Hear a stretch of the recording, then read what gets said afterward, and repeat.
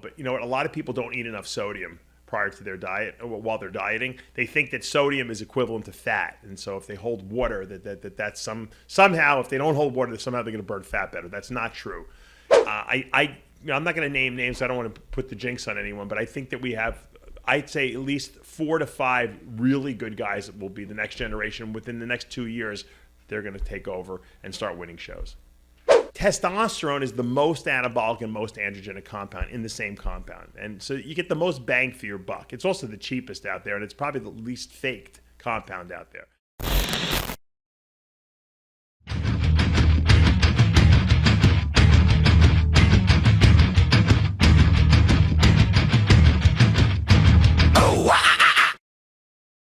First question, dry, achy joints on Winstrol, says 50 ED, oral.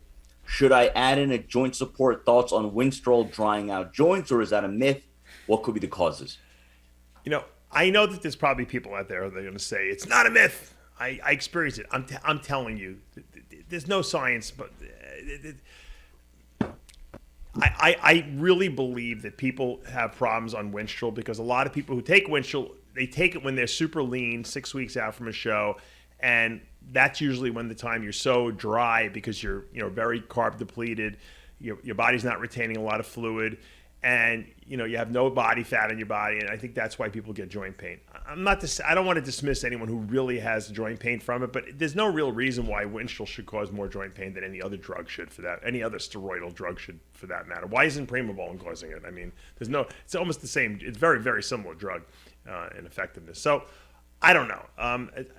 What I tell people to do is, number one, hydrate well. But you know what? A lot of people don't eat enough sodium prior to their diet or while they're dieting. They think that sodium is equivalent to fat, and so if they hold water, that's somehow if they don't hold water, somehow they're going to burn fat better. That's not true.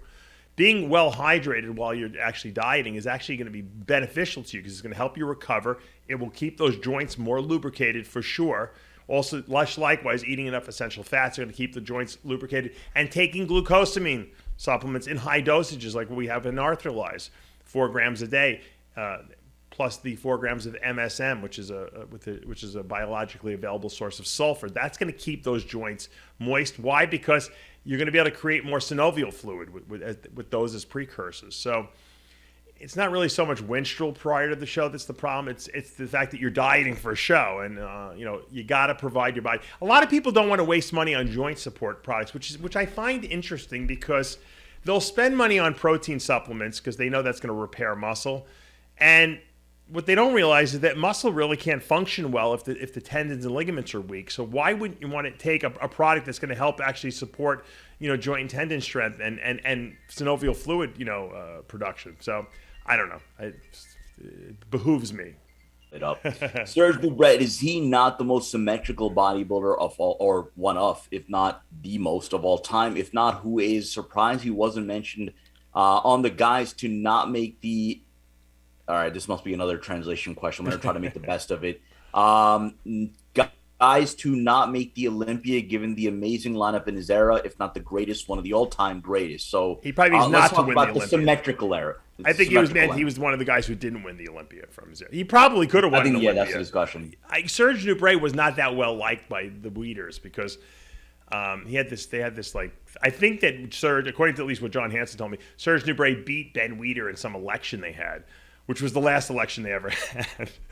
And they somehow changed the results of it. So they didn't get along that well. But, Serge had a great physique for sure. Very, very symmetrical. I mean, Flex Wheeler was crazy for symmetrical. There was a lot of guys that had awesome symmetry throughout. I mean, I loved Francis Benfato's symmetry when he was competing.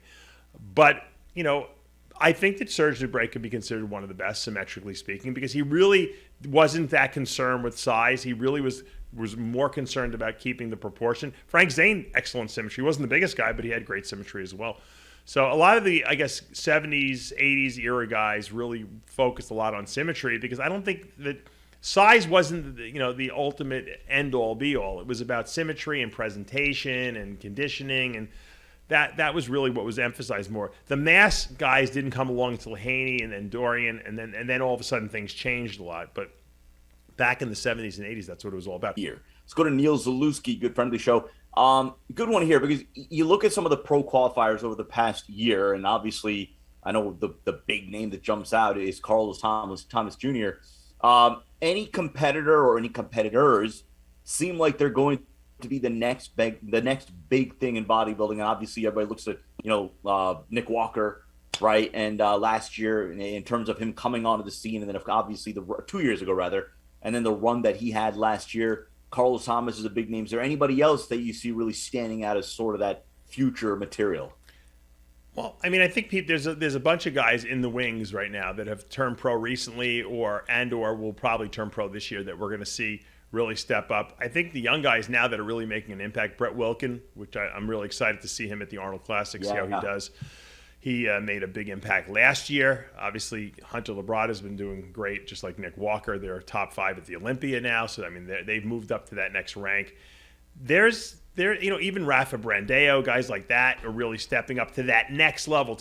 They went from good to elite, in the open class, and I think that there's more guys on the way. But the problem is the gap between when a guy turns pro and he's ready to step onto a pro stage. There's a big gap still there. Nick Walker made a pretty good jump, but it did take him a year to do that, which is faster than most guys do. But he didn't turn pro so easily. So I think by the time he did turn pro, he was ready to be a pro. And some of these guys are turning pro, and they're just kind of skating by.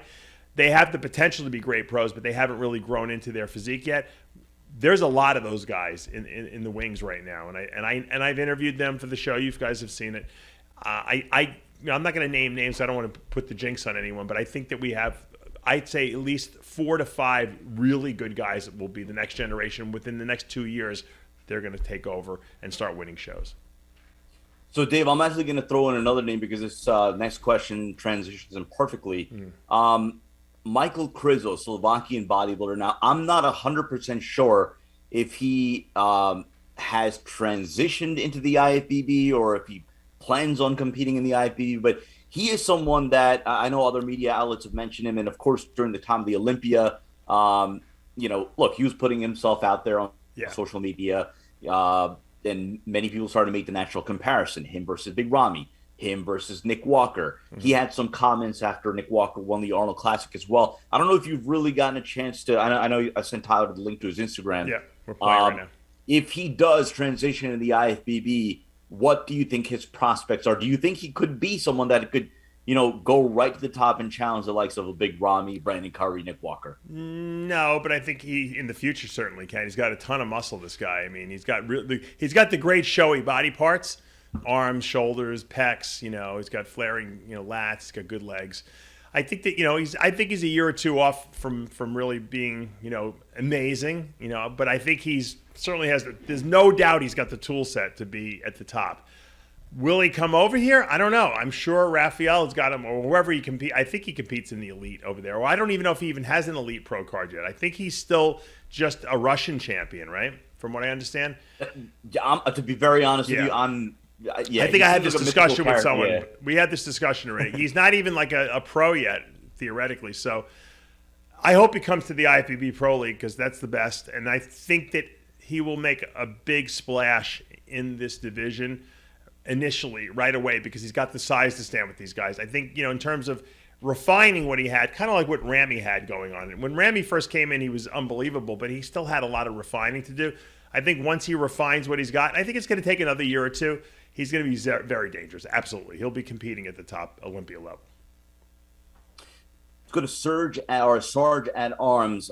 There appears to be this new theory on drug protocols running the safer, less androgenic compounds longer and increasing dosages as you go versus the older school ways of more androgenic compounds while harsher side effects for shorter periods. Your thoughts? I always laugh when I see the new protocol, or when the people say, "Oh, we're going to be doing daily subcutaneous, injections and stuff like that." And everyone always thinks they can find out a better way to do stuff. The bottom line, steroids have been around a long time, and because these compounds have been around a long time, we kind of figured out how they work best. When you start increasing like DECA too much above like testosterone, or trenbolone above testosterone, you get a lot of side effects. Prolactin goes up. And then prolactin causes, erectile dysfunction. testosterone is the most anabolic and most androgenic compound in the same compound. And so you get the most bang for your buck. It's also the cheapest out there, and it's probably the least faked compound out there, as we found out, unfortunately, through George Peterson's autopsy. So why would you not use the most powerful compound that you can to build muscle? And your body produces that naturally, so it's not like it produces very much toxicity at all. The only thing you'd have to worry about with testosterone is aromatization to estrogen, which a lot of these other compounds do anyway. And of course, and because there's no liver toxicity, and maybe it might raise your blood pressure if you take too much of it, but from fluid retention. But nothing will replace testosterone. The biggest, thickest, densest guys on stage take a nice base of 1,000 to probably God knows how much testosterone per week, and then they add their anabolics on top of that, whether it be Deca or Masteron or Trenbolone or EQ, which is Boldenone. I mean, those that's what testosterone's combined with. And we're going to talk about this on After Hours later, but the George Peterson autopsy showed that he didn't really have a lot of steroids in his system. He had only testosterone, a little bit of Winstrol, and some equipoise that was probably lingering from 2 months ago, which means that a lot of the compounds he was using were fake, and they were all testosterone, and he looked amazing. So what people don't realize is that I've seen guys compete on just testosterone, and they look freaking amazing. So why would you take away the strongest thing that you could possibly use in your body to build muscle and decrease it? And then try to overcompensate with something that sounds a little more exotic because on paper it doesn't aromatize as much or whatever, But nothing is safer really than testosterone, unless you're going to use very small dosages of stuff. But we're talking about guys that are trying to build mass. If you're trying to build mass and density and 3D look to your body, you need testosterone. Good question here, relevant to what you were just talking about, and really relevant to really the ongoing conversation about George Peterson.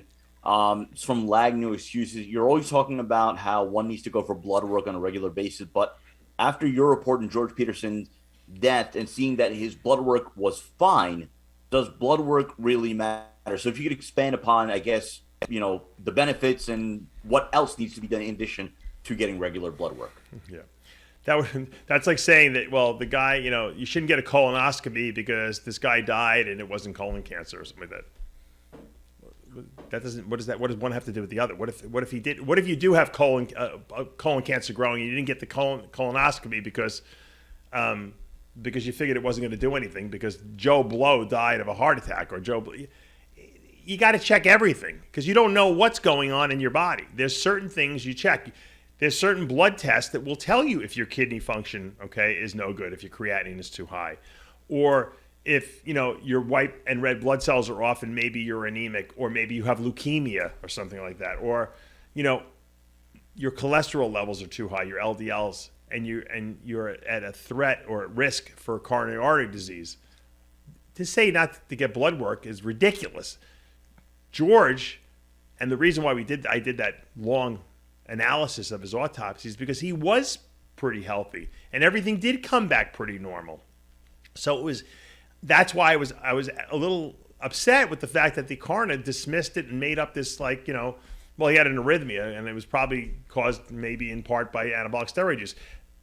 Was that right? It might be, but there was really no proof to indicate that. They didn't find anything that's definitive for that. So that's the only reason I said it. That's not a reason why you shouldn't do blood work just because George Peterson had good blood work. I mean, it's moronic. I mean, you got to get your colonoscopy. You got to get your cardiac CT scan to see if you have vessels. As a matter of fact, a very good friend of mine, I'm not going to mention his name, I don't know if he wanted me to, he was going to go do some fight training, and he said, after hearing all your health videos you do, I went and got a cardiac CT scan, and I got a blockage. They want to do an angiogram on me now. They say I might need a stent. This guy was exercising at such an elite level, you would never in a million years believe he had a blockage. God forbid he went to Thailand and was training for this fight and had a heart attack and died. So you got to do your diagnostic testing. And there's not that many things that you really need to do. You do your blood work, every 6 months to a year, if you're healthy. You do your colonoscopy every whatever. I think I got one. I don't have to wait to get one for 10 years because I was clear. Some people who have family history, they'll do it more frequently, maybe every 5 years. Cardiac CT scan every 3 to 5 years. You should do that. See how your vessels are doing. These are simple things that you can do. I think that everyone should get a thyroid, an ultrasound of their thyroid, because I didn't know I had a thyroid cancer in there. That was just, I found it incidentally through a cardiac CT scan they did. They just kind of saw the bottom of my thyroid and they caught it. But I mean, it wouldn't hurt to get a thyroid scan, once every 5 to 10 years just to see how that's doing. So to be like, well, I don't need to get tests because they don't necessarily show anything. Well, what if they do show something and it saves your life? So don't be dumb. Interesting one here is from Big Ron, not Big Rob, Big Ron Athletic Body. We get a lot of questions about GH, when to take it, how to take it. This one is about what mistakes can be made when you take GH. What should be considered in order to achieve optimal results? And then I guess in your own experiences, what are some of the things that people could do to avoid some said mistakes? Well, the first thing you can do if you're going to use GH is test your GH and make sure it's real. The reason I say that more so with GH than anything else, I think you should test anything you put in your body. And I sell these Roy test kits on DavePalumbo.com. You can make fun of them all you want or think I'm putting forth a sales pitch here, but the bottom line is that George Peterson should have tested his stuff, just like a lot of guys out there should test their stuff, because a lot of you guys are being fooled. You're being robbed. You're using compounds that are really not what you think they are. If you're lucky, they're testosterone. If you're not lucky, you're doing nothing. And I'll tell you, at least 50%, maybe more of the GH out there is fake. And I know this because when people buy a GH testing kit on DavePalumbo.com and then they go and they send me the results, because no one sends me the results when it's good, when it shows one line. They always send me the results when it comes up fake, 2 lines on the dip test, and because they want me to validate it. And I'm like, that's 2 lines. Even if it's a faint line, it's 2 lines, and that's no good. So I see a lot of fake, results, and that just tells me, number one, that there's a lot of fake GH out there, and we don't even know if it's dosed properly. So there could be GH out there that's actually real GH, but it could be underdosed. So having said that, assuming you have real GH, back in the day we would use 2 to 3 IUs a day, and that was adequate. Having said that, if you're not getting pharmacy grade GH, in other words, it's not like a name brand GH like Lilly or Serono, you're probably using something Chinese, generically related, in which case it probably is not dosed properly. So probably 4 or 5 IUs per day might be a better way to go, especially if you're not paying a fortune for this stuff. I would start lower. If you're getting carpal tunnel syndrome, where you're getting like the tingling in your fingers, that's a good sign. That's probably means it's probably real. And if you get that, a lot of times you have to cut back the dose a little bit. So you don't want to take too much because it could cause, once again, the numbness in the fingers. And that's just because you're getting swelling around this carpal tunnel here. It's not really like you're getting carpal tunnel. You're just getting swelling in that area. People, if you take too much, you can have high blood sugars. So if you start testing your fasting blood sugars in the morning when you wake up and they're over 90 or even approaching 100 or over, that's a problem. And that could be caused by GH. Now, that doesn't mean you shouldn't use GH. It just means that now you have to address high blood sugar, which means you're probably going to need to take a long-acting insulin. We've talked about that before. Walmart sells Novulin N, which is a long-acting insulin. It's $25 a bottle. You don't even need a prescription for it if you're in the United States.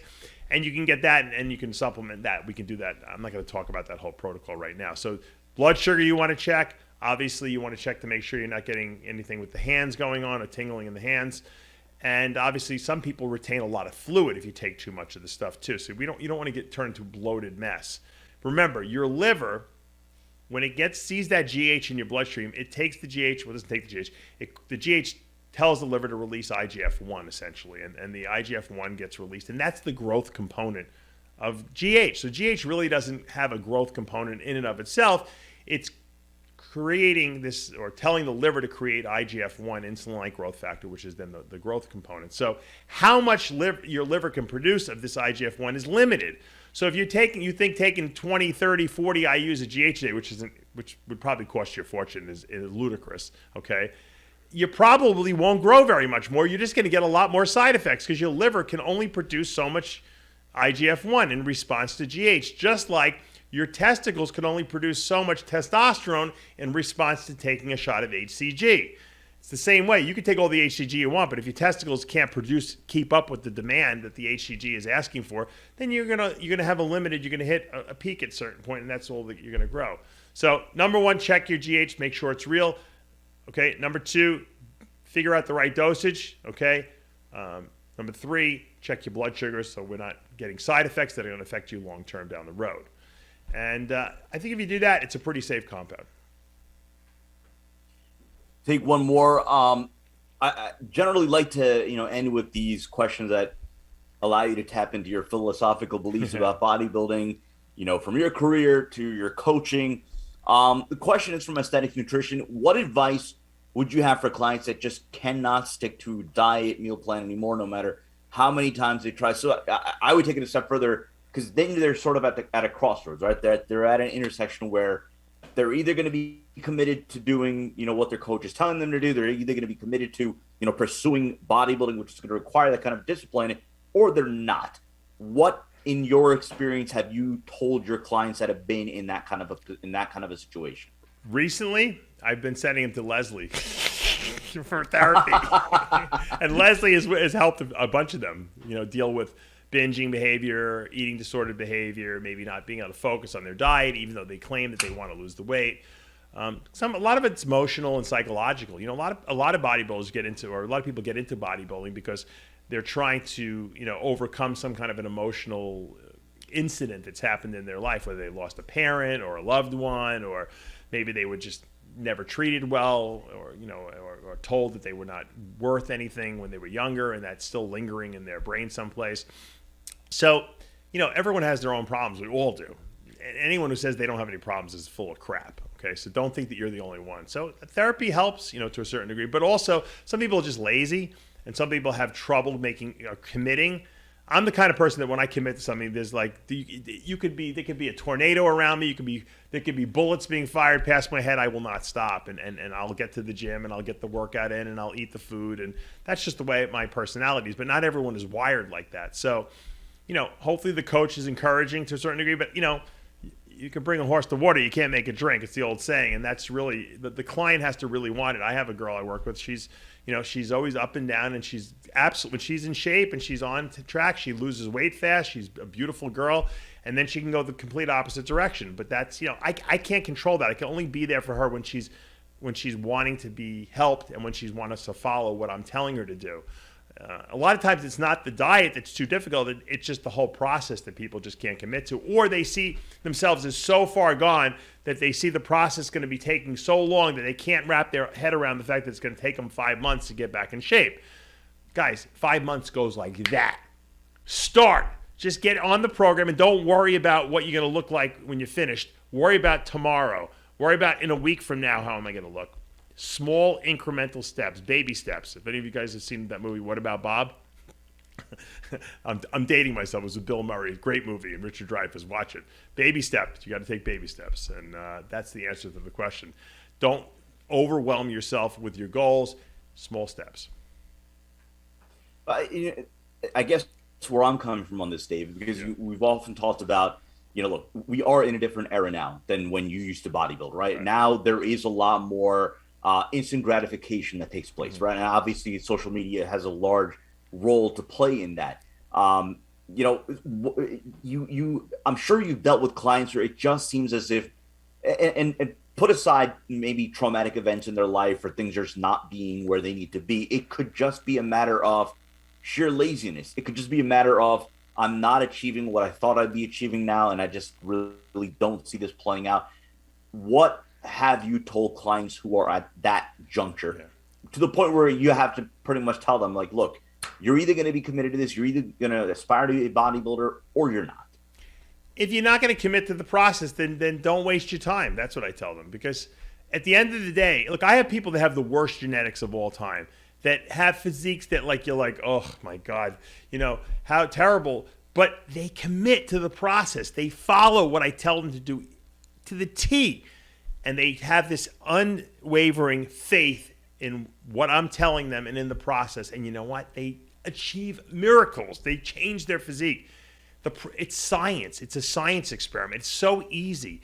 This is not like brain surgery we're doing here. This is it would be like if you got this very complex, entertainment center that came in the mail in a box in a million pieces, but you had the directions there, and you follow those directions exactly the way they are. Okay, assuming they didn't leave out a few pieces, which always happens when these these things are delivered. Assuming they didn't leave out any pieces, you're going to put together the most magnificent, entertainment center of all time. The problem is that you have to trust that those directions are going to be accurate and that you're going to get the results that the directions are telling you. If I'm your coach and I'm giving you the directions, you trust that I know what I'm talking about, just follow what I'm telling you and do it. It's only, look, most diets are 16, 18 weeks. It's a very short time period in your life, okay? You have your whole life to do whatever you want and eat whatever you want. Make the small sacrifice so that you can change the way you look, and that's going to change the way you think and the way you feel about yourself, and it's going to teach you how to eat properly so that you're never going to look like that again. And so, some people go to college for 4 years or 8 years or longer. What's 16 weeks out of your life? I always look at it, I'm like, I could be in a hospital bed sick with some kind of terminal disease, or I could be, in jail someplace, This is voluntary. Just do it, If you don't want to do it, then don't do it. It's a personal decision, and I can't make that decision for you. I can only give you the tool set to do what you want or what you claim you want to do. The choice is always yours.